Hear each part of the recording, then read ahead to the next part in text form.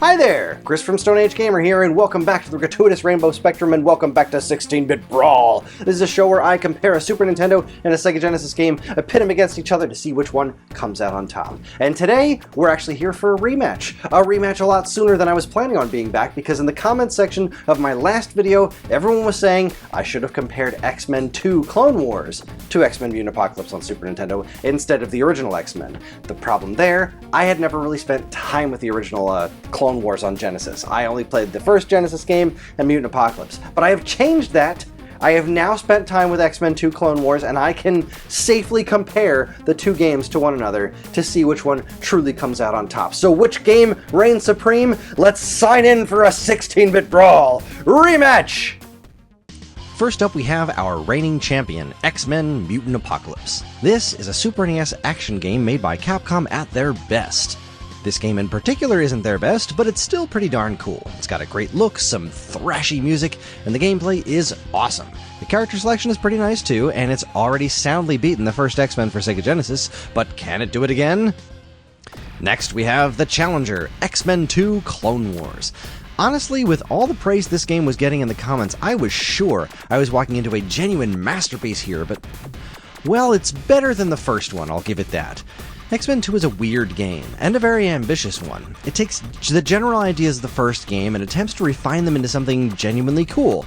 It's got a pretty vocal fan base, and it's not hard to see why. You can play as Magneto once you unlock him, the visuals are pretty cool, the music is memorable, and it's got this wacky cold open where the game just starts without any title screen or anything.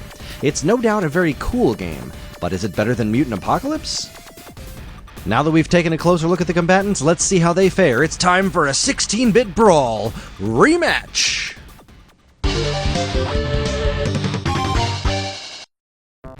Now, this is a close one. On one hand, Mutant Apocalypse looks fantastic. On the other hand, Clone Wars is no slouch either. The Super NES game is definitely brighter, which was Capcom's style at the time. Clone Wars has a more gritty look, which definitely works in its favor. In terms of art direction, I might give the slight edge to Clone Wars. Characters look super cool in Mutant Apocalypse, but while they're more detailed overall, their proportions are better in Clone Wars. Everyone's heads are so small in the Super NES game for some reason. However, in terms of animation, Super NES has the edge. Not only do the characters themselves move more fluidly, but the animation of the action itself is far more effective. Capcom has always been good at making things feel more tactile, and the animation has a lot to do with that. Cyclops' optic blasts are a perfect example. They look and feel extremely powerful in Super NES, but they just kinda zap around on Genesis. On the other hand, Clone Wars has some really cool environmental effects. The snow in the first level, the exploding Sentinel escape, that wacky spinning floor. This game is brimming with some truly excellent tricks. But in terms of overall presentation, the Super NES game, again, has the advantage. The story sequences in Clone Wars are just these boring text crawls, while Mutant Apocalypse has these great-looking still shots. Even the character select screen looks cooler on Super NES. In the end, they both succeed at different things in different ways, and it honestly evens out in the end. This one is a tie.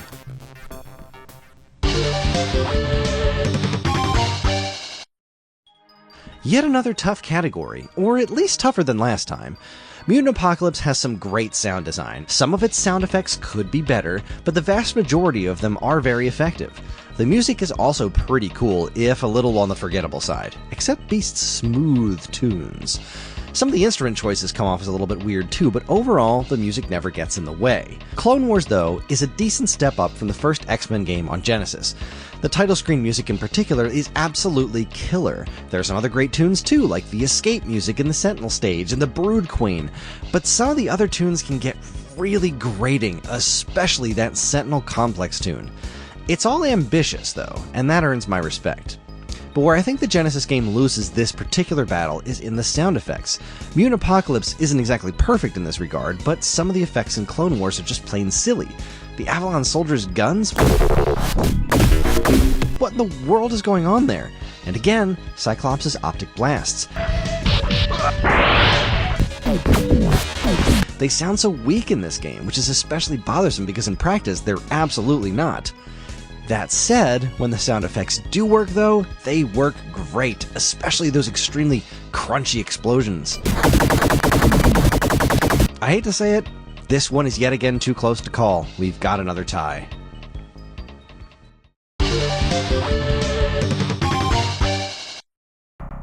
I cannot stress enough how many chances I gave Clone Wars to wow me.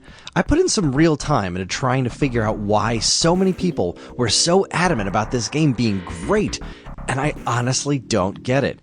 It's fine, but it never actually feels good to play. Your characters lose health way too quickly. None of the mutant powers are all that rewarding to use, and the level design is just bad. The camera's also a pretty big issue.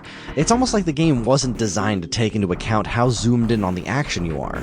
There are constantly enemies just off screen ready to deal damage to you until you memorize the stages.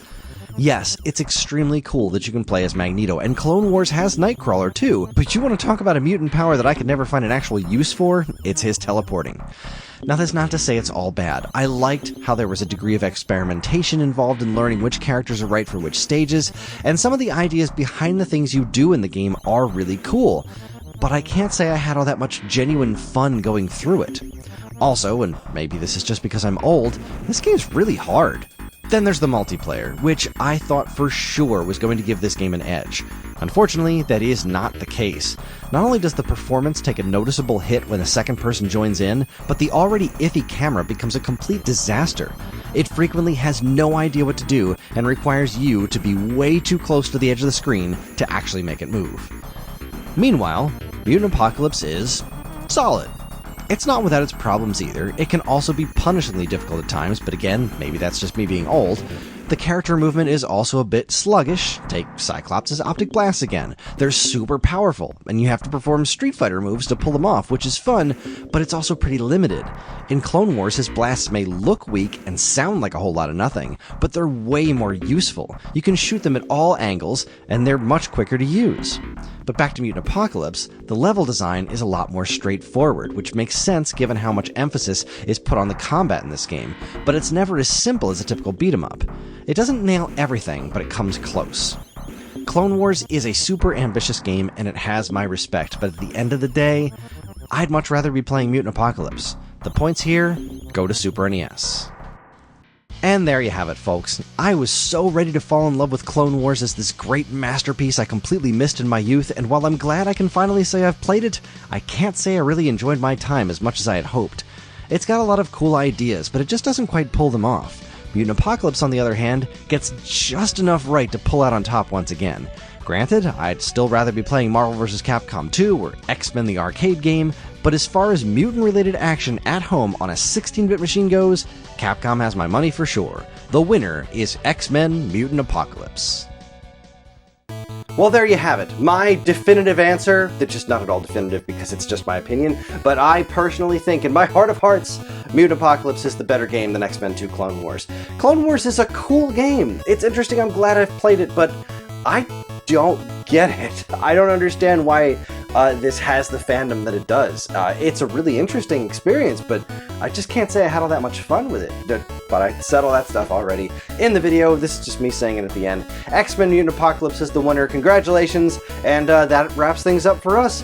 Thanks for watching, everybody. If you liked what you saw here today, please follow, comment, like, subscribe, share, and let me know down in the comments exactly how wrong I am. Let me know why X-Men 2 Clone Wars is the far superior game to X-Men Mutant Apocalypse on Super Nintendo, or, if you're so kind, get down in the comments and tell me why I'm right. Tell me why X-Men Mutant Apocalypse is the better game than X-Men 2 Clone Wars. I don't know. Leave comments. I just like hearing what people have to say. Thanks again for watching. On behalf of all of us here at Stone Age Gamer, keep playing games.